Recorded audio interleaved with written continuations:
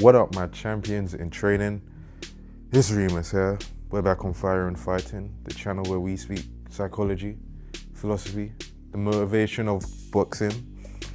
And the topic of today's video is having the desire to be a creator, being creative but through boxing, and why it's important. This is deep, I gotta get comfy. So when you look back at history, right, what you'll find is that the most successful, the most greatest, the most memorable people are all creatives. This is something that I speak about in my upcoming book. But when we look at it, all of the people who in all fields, and when I say creative, I don't mean, oh, he's just a painter, or he's just an artist or something like that.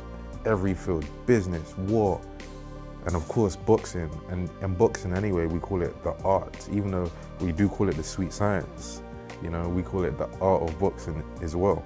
Now, the reason why it's important to be creative is because if you are the same as everyone else, again, no separation can be made. Nothing can be, there's no way that you can be unpredictable, unexpected, which is a massive concept in the art of war. You're able to do stuff that no one else is able to do. So when we look back at, say, Muhammad Ali, he's a creative. Why?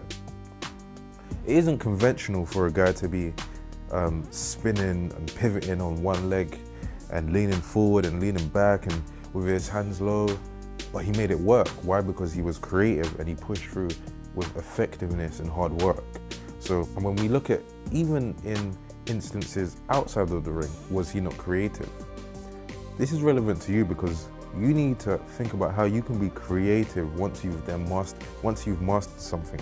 After you've mastered something, you want to push the boundaries and tailor it so that it is specifically your thing. You want to personalize it, and it doesn't have to be big, it doesn't have to be small, but that is being creative in itself. So for example, you're in the ring. Maybe there's a certain position that you want to hold your hand in that isn't actually conventional, that is creative. When you look at the guys like Jersey Joe Walcott, Rocky Marciano, all of these guys, there was always things that they done that wasn't conventional, but they made it work. And this boils down to even in training, even how you carry yourself outside of the ring. So say for example in training, one example of being a little bit creative is instead of running the usual time that most other people do and you do, which might be 6 o'clock, 7 o'clock in the morning, maybe for you, it might be better to run at a later time in the evening.